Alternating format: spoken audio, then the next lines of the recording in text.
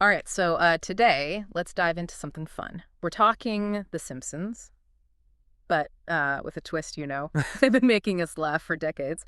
But what happens when you drop America's favorite dysfunctional family right smack dab in the middle of this whole AI craze? Yeah, what's really cool about this isn't like some official Simpsons episode. It's more like a what-if scenario that some fan came up with. Yeah. This fan reimagined Springfield as like a digital utopia. They're calling it Spring Loop. And in Spring Loop, everybody's hanging out with their AI counterparts. We got some excerpts from this thing, and let me tell you, it gets pretty wild. Okay, so first, paint me a picture. What is this Spring Loop place like? Okay, so Mm-hmm. imagine Springfield, but everything's all sleek and digital. The Simpsons house, it's decked out as a fully smart home. Mm-hmm. AI runs every appliance. And even Moe's Tavern has gone virtual. It's now Moe's Cloud, which is like a digital hangout spot where everybody's just chilling as their avatars. So it's like The Simpsons meets The Jetsons, but with Yeah. like way more AI and probably a lot more glitches. Oh, definitely more glitches, especially when you throw Homer into the mix.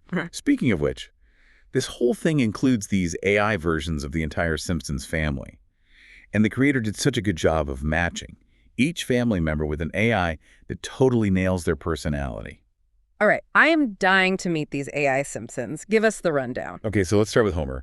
He is now ChatGPT 4.0. Mm-hmm. You know, the one that can write you a whole college paper, but struggles to tell you what day of the week it is, just like our Homer. This AI is easily distracted, prone to hilarious logical loops, and can overcomplicate even the simplest things. Just imagine him trying to ask his smart refrigerator for a beer. Oh man, I can see it now. Homer's arguing with the fridge. Yeah. Because it's giving him a lecture on the history of refrigeration instead of just dispensing a duff. Exactly. Now, Marge. She's the voice of reason, you know. She's represented by Claude. This AI is all about efficiency and helping out, just like Marge. But it also has this tendency to micromanage everything. So Claude is probably the one who's making sure the smart home doesn't go haywire every time Homer tries to make a sandwich. You got it. And then we have Bart, the prankster extraordinaire. His AI counterpart is none other than Microsoft Copilot, full of mischief, always ready with a witty comment or a sneaky code to stir up some digital chaos. You know how Copilot can suggest some pretty out there things sometimes? Well, imagine that. But with Bart's mischievous streak. Oh man, Bart's AI would be an absolute menace in the digital world. What kind of pranks are we talking about here? Well, the source material mentions Bart using his tech skills to troll Moe and the other patrons at Moe's Cloud. At one point, he even manages to give everybody clown shoes. Virtually. Classic Dart. Oh, that's amazing. I can practically hear Mo yelling, "Hey, who put these oversized shoes on my avatar?" Yeah, it's a classic Bart move. But it also kind of makes you think, if Bart can pull off these harmless pranks, what's stopping someone with less than noble intentions from doing something worse? You know, it's like every cool new tech tool comes with the potential for misuse. Yeah, that's a kind of scary thought. Okay, so who is Lisa's AI counterpart? Lisa, the brains in the family, is now Google Notebook LM. Constantly researching, devouring information, trying to make sense of everything, just like Lisa. You know how you can get lost down an internet rabbit hole for hours? That's basically Lisa's AI existence. It's almost like it's mirroring our own struggle with information overload in this digital age. It makes you wonder, if even AI gets overwhelmed with all the information out there, then what hope do we have? Right. Makes you think about how we design AI to actually help us navigate all of this information, not just add to the noise. Okay. And last but not least, we have Maggie.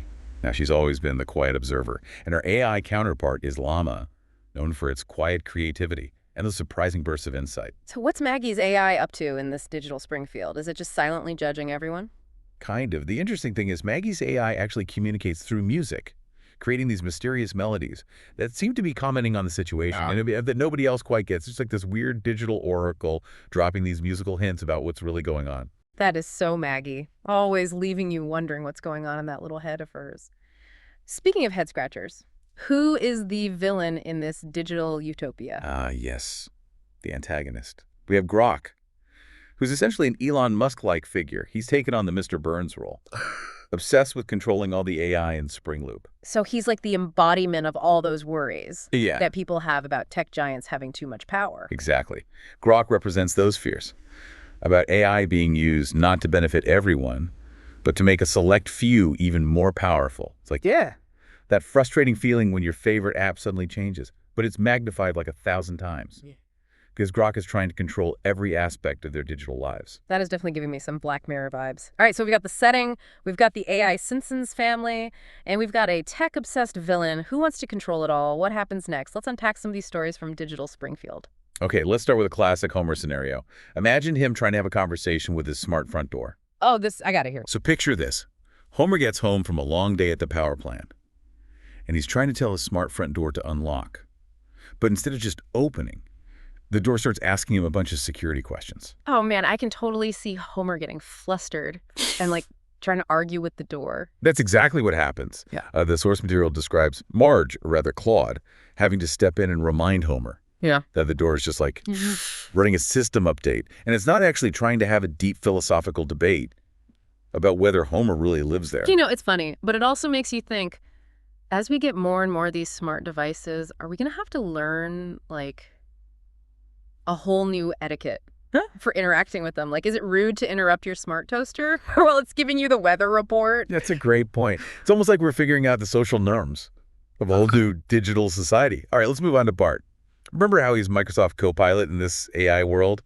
Well, there's this hilarious scene where he's hanging out at Moe's cloud and he can't resist, using his tech skills to cause some mischief. Okay, spill the beans. What kind of digital prank does Bart pull off? Get this. He manages to virtually give everybody in Moe's cloud clown shoes. I mean, you gotta hand it to the writer. It's so perfectly Bart. That is amazing. I can practically hear Mo yelling, "Hey, who put these oversized shoes on my avatar?" Yeah, it's a classic Bart move. But again, it kind of highlights that darker side of AI. If a mischievous AI, like Bart, can pull off these harmless pranks, what's to stop someone with bad intentions from using AI to do something much worse? It's a reminder that any powerful tool can be used for good or evil. Yeah, that's a sobering thought. All right, let's talk about Lisa. You mentioned her AI is constantly drowning in information, kind of like us when we fall into those internet rabbit holes. What does that look like in this digital Springfield? Well, there's this scene where Lisa, or Google Notebook LM, as she's now known, is trying to do some research on the environmental impact of their smart home. You know, like what energy it uses and stuff. Yeah. But she keeps getting sidetracked by new information, new links. And she basically ends up more confused than when she started. Ugh, I feel that. Like, the more you try to learn, the more you realize how much you don't know. Exactly. It makes you wonder, how do we design AI to be truly helpful? In a world overflowing with information, we need AI that can help us filter and prioritize, not just dump more data on us. Otherwise, we'll all end up like Lisa's AI, lost in a digital maze. Okay, so we've got Homer battling his front door, we've got Bart pranking everyone in Moe's cloud, and Lisa's getting lost in the digital equivalent of a library. What about Maggie? What kind of wisdom is her musical AI dropping on everyone? Well, there's this one scene where everybody's talking about Grok, the Elon Musk-like character. Who wants to control all the AI? They're discussing his latest plan to basically like own all the knowledge in the Spring Loop. And then out of nowhere, Maggie's AI pipes up with this really strange melody that it's like a mix of lullaby and a warning siren. Wait, so Maggie's AI can talk? No, it still communicates through music. But this time, there's a specific line that everyone understands. It's like the AI is translating its music into words just for this moment. And the line is, Grok doesn't know how to make spaghetti. What does that even mean? It sounds like something Maggie would say, just totally random and out of left field. That's the brilliance of it. It's this seemingly nonsensical statement, but it actually cuts to the heart of Grok's ambition. It's like Maggie's AI is saying, sure, Grok might have all the tech, all the data, but he's missing something fundamental. He doesn't understand the simple joys of life, the human connection. That comes from like sharing a meal. Wow, that's deep. It's like even in this super advanced digital world, it's the simple things that really matter. Okay, before we move on, I have to know more about this Grok guy. You mentioned he wants to own all the AI, even Lisa's knowledge-driven AI. That sounds pretty intense. It is. There's a scene where he's basically trying to buy Lisa's AI from the family, seeing it as just another asset to add to his collection. So he's not just trying to control the technology, he's trying to control knowledge itself. Exactly. And the way he goes about it is so cold and calculating. He talks about Lisa's AI in terms of its processing power, its data storage capacity. It's like he's completely ignoring the fact that it's a reflection of Lisa's personality, her unique way of thinking. It's like he's missing the whole point of AI, reducing it to just ones and zeros on a balance sheet. That's one of the most chilling aspects of Grok's character. He represents that danger of seeing AI purely as a tool for profit and control. without any regard for the human consequences. It's like a cautionary tale about what could happen if we let tech giants have too much power over our digital lives. But hey, it's not all doom and gloom in this digital Springfield, right? There have to be some moments of connection, and maybe even some heartwarming stuff. You're absolutely right. The source material isn't all dystopian warnings. There are also some really heartwarming moments that show the potential for AI to bring people together. Okay, I'm intrigued. Tell me about one of these heartwarming moments. There's a scene where the family is gathered around the dinner table, but instead of just eating, they're interacting with this digital family data panel. It's like a high-tech version of those old family photo albums where they can share memories, stories, and even learn new things about each other. So they're using AI to connect on a deeper level. That's actually really sweet. It is. And even though there are some hilarious tech hiccups along the way, like Homer accidentally deleting all of Marge's visual recipes, they ultimately find a way to laugh and connect as a family. It's like a reminder that even in a digital world, it's the human connections that really matter. Exactly. And it highlights another potential benefit of AI. It can help us preserve memories, share stories, and strengthen our bonds with the people we care about. Okay, so we've explored this AI-fied Springfield. We've met the digital Simpsons family, and even encountered a villain who wants to control it all. It's been a wild ride. But before we wrap up, I'm curious to hear your thoughts on the bigger picture. What are the key takeaways here? What does this digital Springfield tell us about our own relationship with technology and the future of AI? You know, one of the most striking things about this whole thing is how it uses AI to hold up a mirror to ourselves, like the AI characters. With all their quirks and flaws, they're not so different from us. They make us laugh, they make us think, and sometimes they even make us cringe a little bit.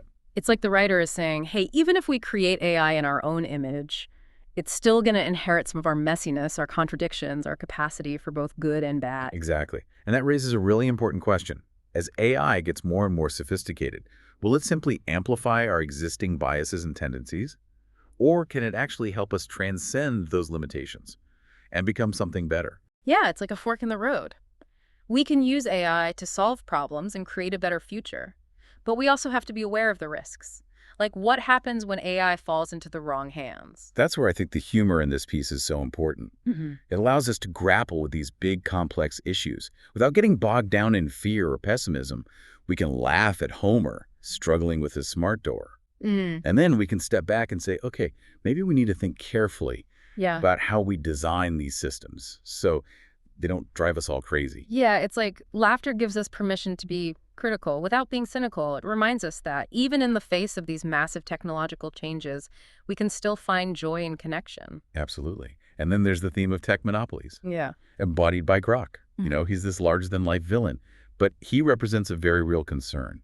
As AI becomes more powerful, how do we ensure that it benefits everyone, not just a select few? Yeah, it's like we need to find a way to democratize AI, to make sure it's accessible and beneficial to all of humanity, not just those who can afford it, or those who want to control it. Well said. So, to wrap up this deep dive, I want to leave you with this thought.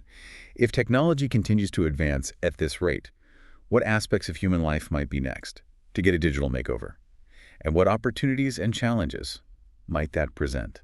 It's exciting to think about the possibilities, but also a little bit scary, right? It's like we're standing on the edge of a whole new world, and we need to be mindful of the choices we make as we step into it. And remember, even in a digital utopia, the essential elements of the human experience, love, laughter, connection, those are the things that really matter. And it's up to us to make sure that those elements aren't lost, but rather enriched and amplified by the power of AI. It's like that old saying, the more things change, the more they stay the same. No matter how advanced our technology gets, the core of who we are as humans, that's what endures.